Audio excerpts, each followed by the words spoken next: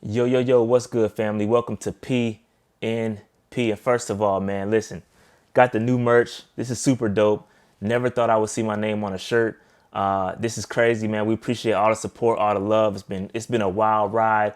2020 was, and now we're in 2021, and we still grinding. We still making it happen. All right, so this is super dope. Appreciate the love so far, man. I really do. This is crazy just to see my name on a shirt. But anyway, last week I gave y'all 5 guys that were in danger of missing the 53-man roster.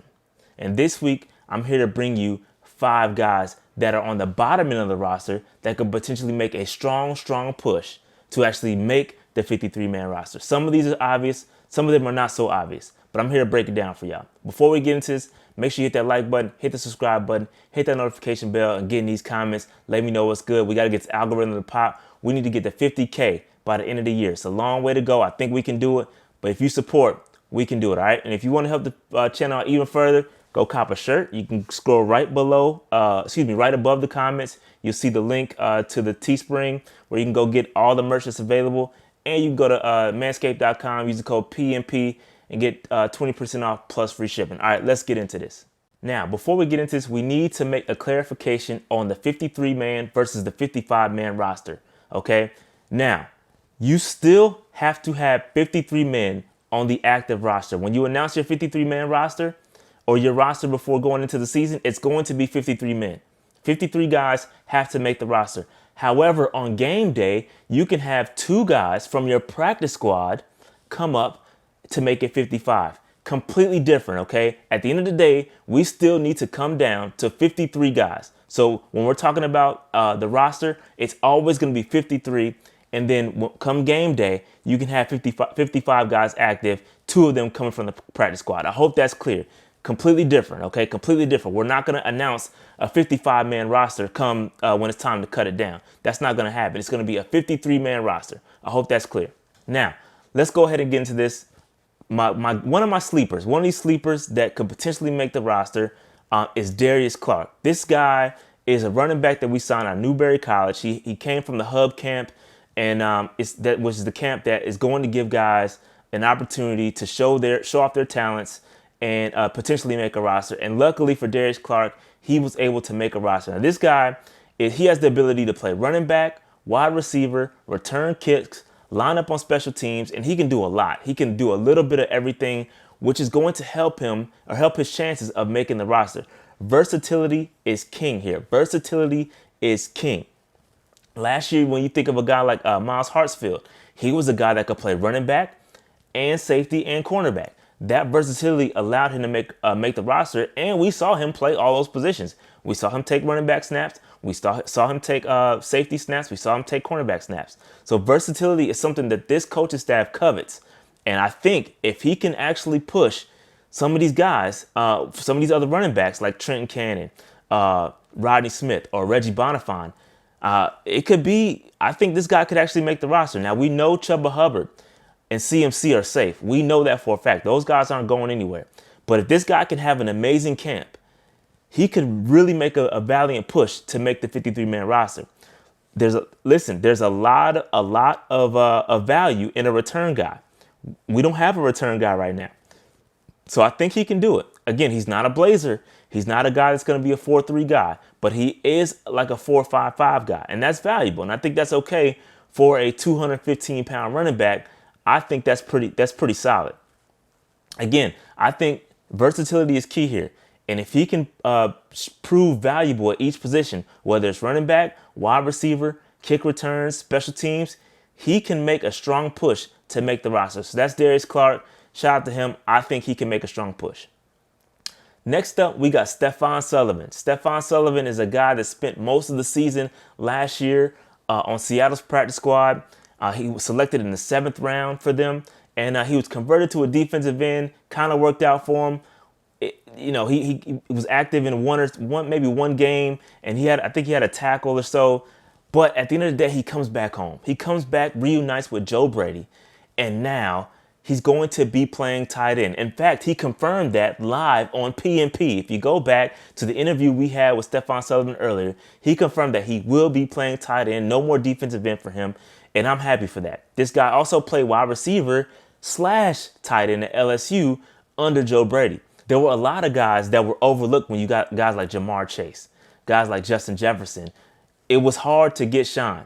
Stephon Sullivan, Terrace Marshall, we have two of those guys now on our roster.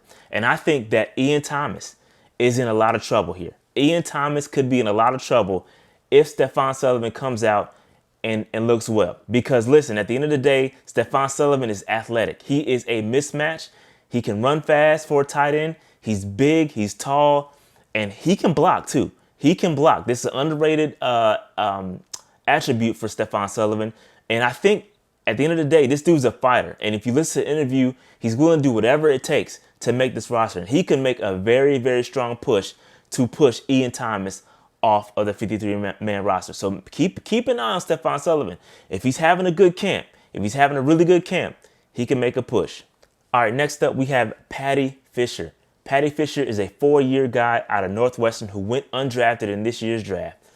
This guy had over 400 tackles, 24 and a half tackles for loss, and a school record 11 forced fumbles. Where the football was, that's where Paddy was. This guy is an absolute monster when it comes to instincts, reading, react. When it comes to run defense, this man is a problem. He knows how to get to the football. He knows how to take the right angles. And again, he's not the most athletic guy in the world. That's probably why he went undrafted. But his instincts are really good. He knows where the football is going to be, especially in the run game. In the pass game, a little bit of development there for him, but that's most linebackers. That's most inside linebackers coming out of college. They need to develop in the pass game. But when it comes to run game, this guy is a problem. It's something that we had issues with last year. The guy wearing number 52 last year, he was not good in filling his gaps. He was not good at taking angles, and that's where Paddy Fisher excels. Now, I think this is an extremely long shot to make the roster personally, because I just don't think he has the athleticism this year to make the roster. I think it's something he's going to have to develop and get better at. But and this athleticism is something you can't teach. He's going to have to work at it. He's going to have to get better with change of direction. He's going to have to get better in coverage. So I think of all the guys, I think he probably has a really long shot to make this roster. But at the end of the day, it's possible. It's possible. He could push a guy like Christian Miller off.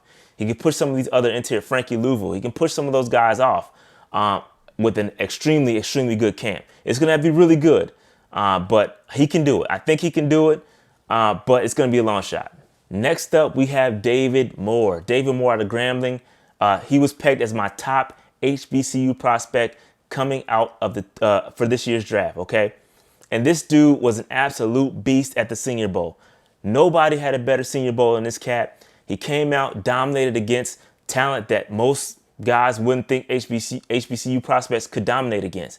But he dominated against Carlos Basham, dominated against Marvin Wilson, dominated against some of the other guys out there from these Power 5 conferences. He went out there, and he's a monster. He has a mean streak in him that you just cannot teach. He is an absolute monster. And I think there's no way that the Panthers can cut this guy and expect him to clear waivers to make the roster. I just don't think it's going to happen. This guy is an absolute monster. He can play center. He can play guard.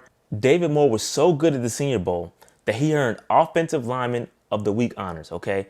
And that was voted on by the guys he dominated against all week. The guys that he went up against actually voted him as the best offensive lineman of the week.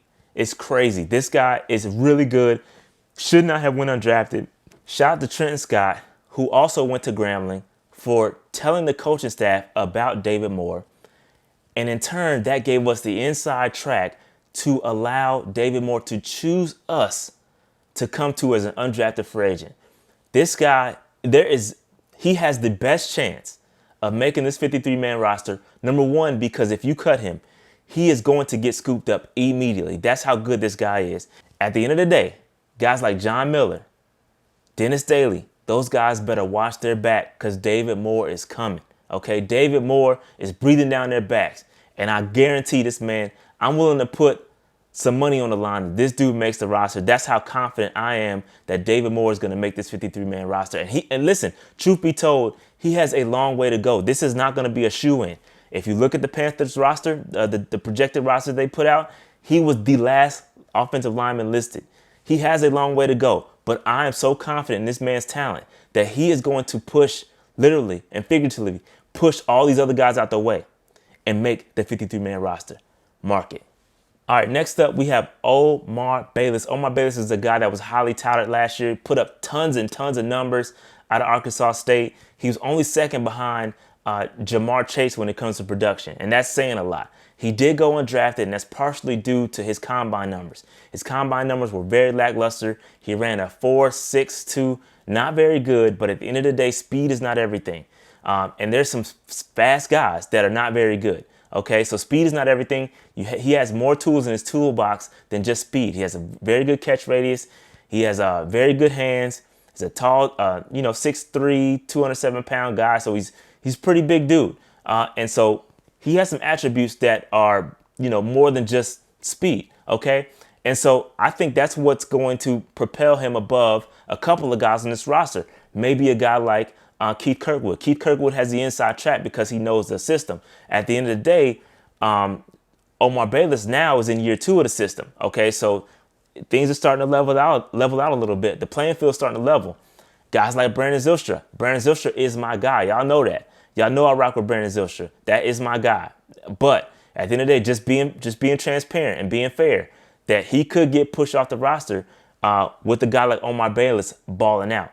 And I think he was well on his way last year before he went down with some lower leg injury, had to get an arthroscopic procedure done in order to get healthy. He's healthy now, and I'm hoping that he comes out and he's really good. And I know I was hard on him last year. Pause. I was very hard on this dude. A lot of the guys, y'all were saying, check out Omar Bayless. Check out Omar Bayless. He's a beast. He's a beast. He's a beast. I pulled out that Georgia film, and it wasn't that good. And I was a little hard on him. Pause. He can make a very good push to make the 53-man roster, okay? Now, those are my top 5 guys that are at the lower end of the roster that can make a very strong push to make the roster. And listen, again, it's 53 men. 53 men are going to make the official roster. Everybody else is going to have to get cut, then clear waivers, and then come back. Again, clearing waivers is going to be very difficult for some of these talented guys. Guys like Omar Bayless, guys like Omar Bayless, guys like David Moore.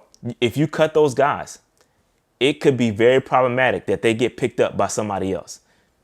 That's not what we want. We want to keep our talented guys. Get rid of some of these older veterans that are just, some kind of depth guys, and let these new guys come in and let them ball out. That's my opinion. There's a lot of guys that need to be on high alert with these young dudes, okay? That's just my opinion, all right? That being said, hit that like button, hit the subscribe button, hit that notification bell, pick up some merch, go to Manscaped, support the channel, man. Love y'all, love y'all, love y'all, man. Thank y'all so much for the support. Appreciate it. That being said, I'm out. Peace.